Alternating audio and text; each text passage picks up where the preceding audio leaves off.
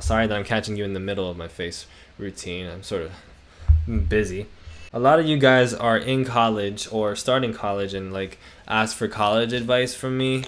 You guys ask me for things like, advice about like what's to get as my major and like how to survive midterms and like just in general like needing solidarity and love and support. And I'm always happy to give like some positive energy. Like I realize that a lot of you guys are younger than me. I'm 24, full disclosure, and I graduated college a couple of years ago. I had departmental honors in journalism and new media studies, which means absolutely nothing, except I did okay. And now I actually work as a tutor in school. And so I have certain things that I can pull from my experiences that I really feel like might be helpful for you guys. Because a lot of you guys are struggling. It's always this meme about like when you look back on college, those are the best years of your life. And so for somebody starting college, that's very intimidating, not intimidating. For somebody who's in the middle of their college experience, is palpably not having a good time, that can also be a bit scary and frustrating. Oh, college sucks, it's terrible.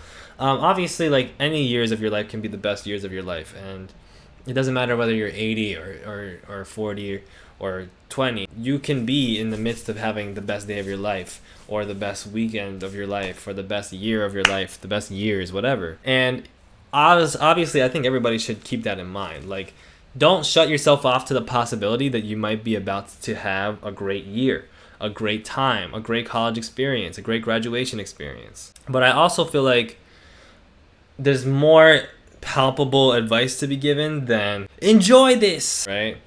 And I think enjoyment is very, very, very important, and we'll talk about that in a bit. But I think particularly one of the things that people really struggle with, that I, looking back in my college experience, realized that I struggled with and probably could have used some advice on, was I think people are very outcome oriented. I think sometimes we think solely about the outcomes of what's going to happen, in terms of when I go to college, the outcome should be that this happens to me. The outcome should be that I graduate with good grades. The outcome should be that I make my parents happy, whatever. Aside from, these things, or things like I'm going to get a great job, being like palpably not things within our realm of control, right? Like we can't control whether or not our parents are happy. So just give up on that, right? Just give up. But aside from that, I think one of the big things that people have to keep in mind is that the outcome is never going to be in your control, good or bad. And when we worry about it too much, that's where our anxiety really, really ratchets up. I mean, we're always going to have anxiety, some of us. We're always going to be depressed, some of us. I struggle with depression often. I struggle with anxiety often. But one thing that has helped me so tremendously is focusing on doing things right now. I think that there are two things that I'm repeating to myself and that I'm finding for myself are like the most important things.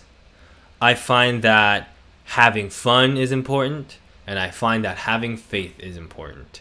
And let me tell you why. Let me give you my little Bible study speech. When you have no control over the outcome, which is always, and no control over what other people think of you, which is always, you might find that to be incredibly disappointing and incredibly sad and frustrating, because, of course, if you can't control whether or not you're going to make money, and money is how you're going to be able to pay for healthcare and all these different things that you need, much less things that you want, that can be intensely frustrating, right? It can be intensely frustrating and intensely scary. But I think that there is a lot of joy to be had in recognizing that the outcome isn't in our control. It's actually very relieving, because it reminds us that we shouldn't be worrying about how things come out. We should be worrying about what we put into them, right? So, for example, if you recognize that you cannot control whether or not the ball goes in the hoop when you play basketball, it allows you to have a peace of mind in knowing that all you have to do is focus on what you can control, which is trying to shoot the ball the best that you can, okay? And in the college sense, the important thing is trying to, if you're taking a test, do the best that you can on the test. Trying to answer each question to the best of your ability. Trying to study before the test to the best of your ability. That's an important thing to keep in mind. Not, I need to get a 90 on this, right? And a lot of times we will have to have worries like that, like I need to get a 90 on this. But relinquishing control and allowing yourself to just be fully accepting, not in a sense of like all bad things, I just accept them and I don't make any changes. I don't try to change anything in my life. I just accept all the whatever. But like to say like if something is bad, that you accept it and then you do your best to change it, understanding that no matter what the outcome is, you'll know that you did your best.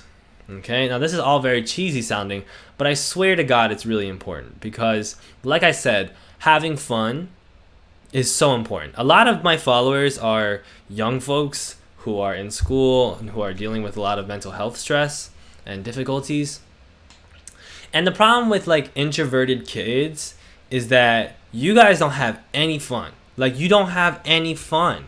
Like people assume like, oh, I'm introverted, that nobody wants to bring me to the party because I'm not cool. Nobody wants to hang out with me because I have no friends because I'm not cool. And it's like, you're right, you're not cool. And the reason that you're not cool is because you're not having any fun. You don't loosen up, you don't let people be happy, right? Now a lot of times people are also not worthy of your time anyway, so them not hanging out with you is great.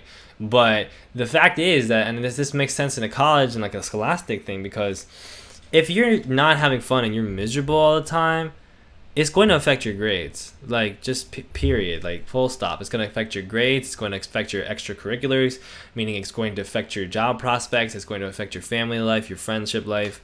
You need to sort that out.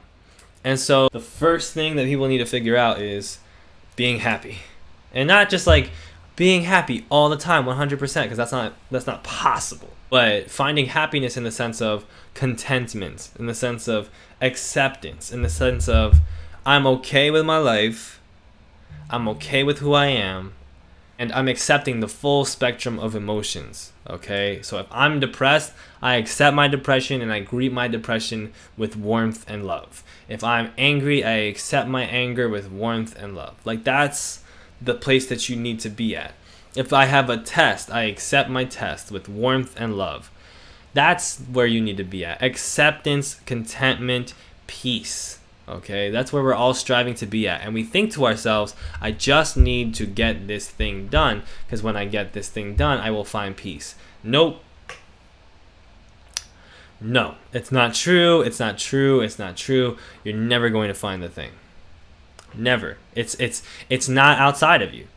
If you make $1 bazillion tomorrow off the lottery, off a stock, whatever, you're not going to be happy. Like you'll have happy moments. It'll bring you joy in some point. Like it'll help a lot financially with different things. So it'll contribute to your financial freedom. But financial freedom and happiness are two different things. Financial freedom and peace, inner peace, are two different things. That's why a lot of rich people are completely miserable. Now I'm saying a lot of things that you're probably used to hearing over and over again, and hopefully because they come from me, maybe you'll recognize that like, oh well, those things actually make sense. But like when you guys worry about what am I going to do in college, what am I going to do when I graduate, what am I going to do at the next level, you have to understand that gonna do is very contingent on our doing.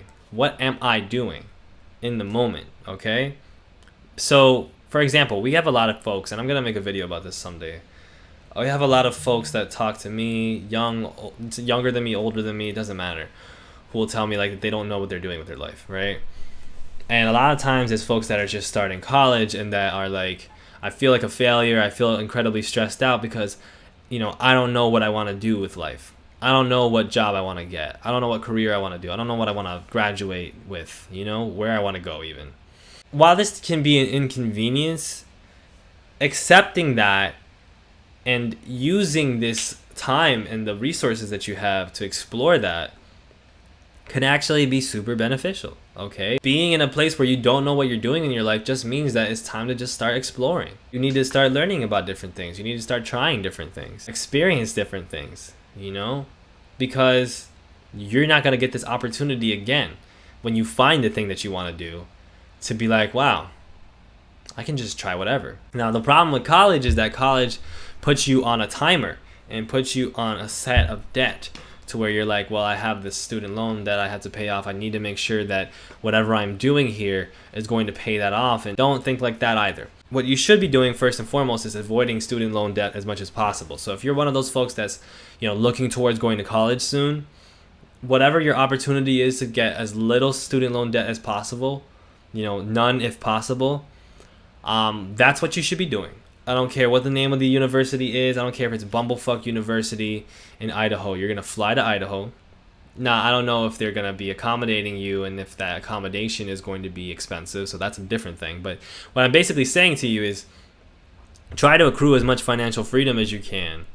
If you're not entirely sure what you're doing in college, you're going to struggle all the time with the stress of knowing that you're paying to be in college and you're going to be paying that debt off for a long time. The reality is that no matter what you study in college, a lot of times that debt is still going to take a long time to pay off. And this idea that you're going to find this thing, this path, this major in college that's going to pay the debt is just not realistic. It's not going to happen. You're going to pay the debt off somehow down the line, or you're not. So there's that. Okay, there's that. So if you're in a position where you don't know what you're doing, understand that you're in a great position. Like, I'm in a great position because I know kind of what I'm doing with my life. You're in a great position because you don't. And what that allows you to do is try all these different things and to only focus on having fun, right? What's so funny is that all the time people tell me these things like, I don't know what I'm going to do in my life. I don't know what I'm doing in college. I don't know what I'm doing in school. I'm never going to have a great job. I'm never going to figure things out. And it's like, you look at them and you know two things about them and you realize like, oh, you're actually a very talented artist. You're a good writer. You like editing videos. Like, what are you talking about? There's something right there. Keep doing that. The fuck? Like, why are people I know this one person who literally, like, she's a BTS stan like myself, and she was filming herself doing dance videos with her friends. Just dance practice videos of BTS songs, like choreos. And each time she would get more into the filming and the editing process and find joy in it.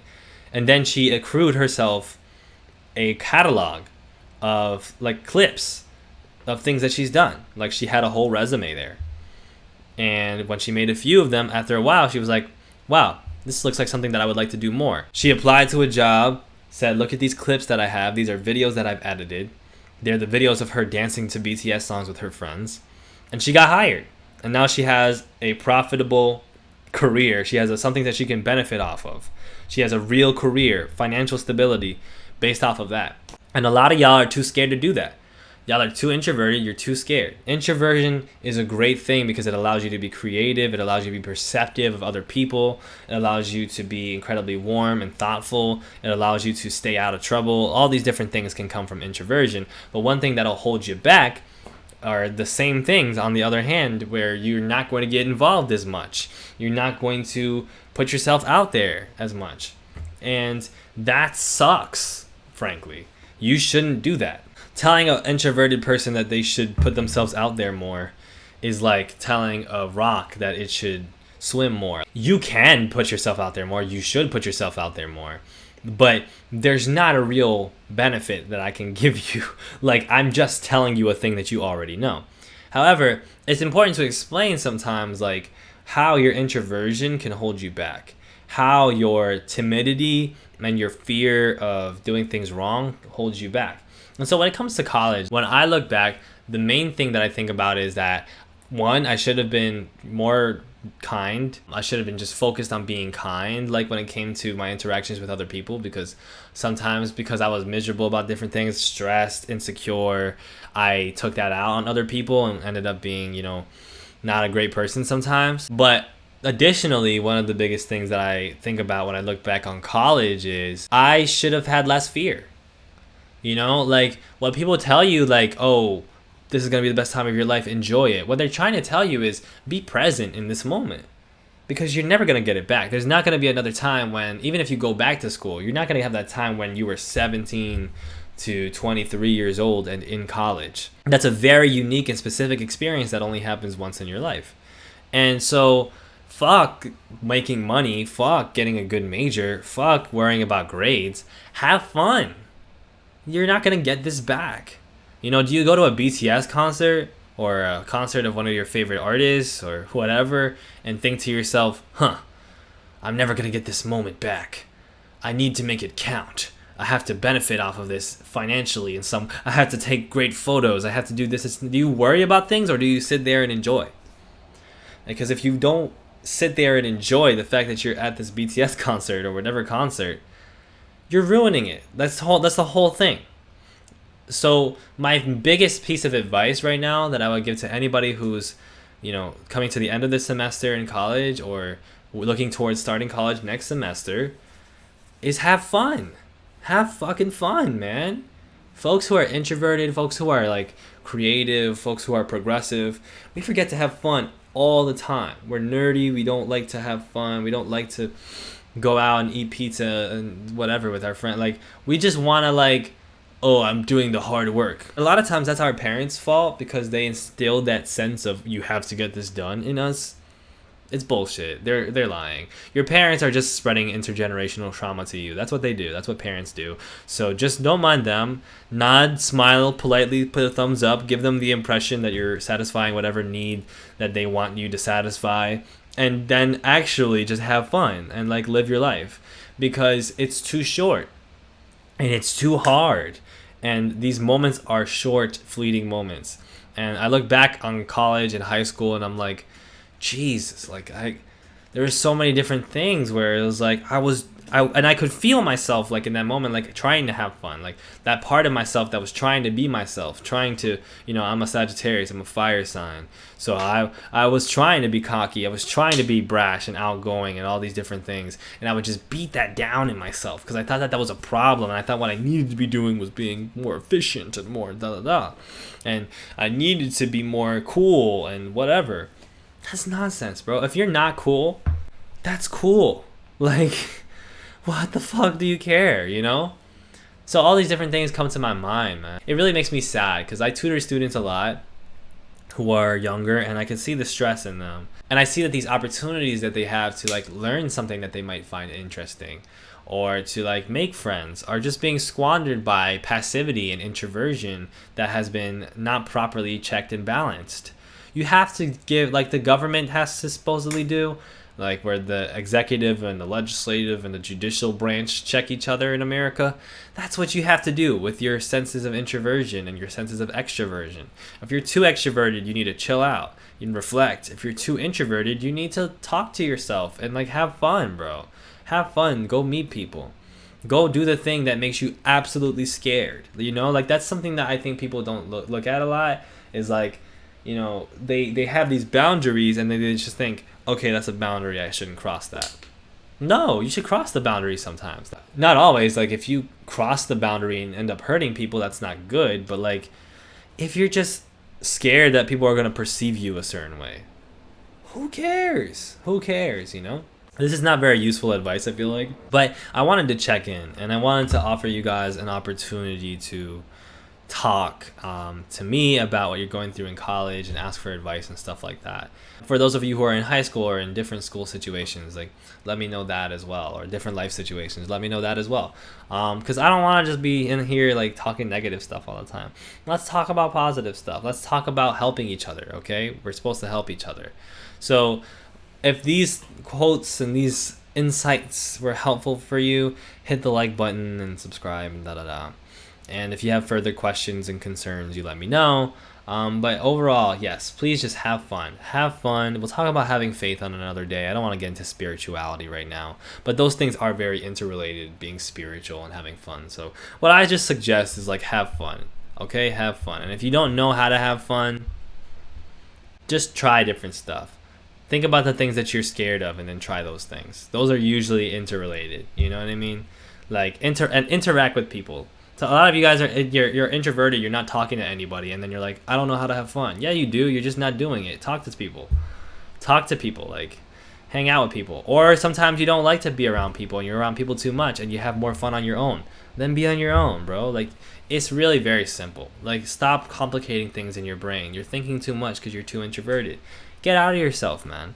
Go hang out, go talk, go bullshit, go smoke weed, do whatever, bro. Do whatever. So yeah, hit the like button, and I'll be back soon with some content.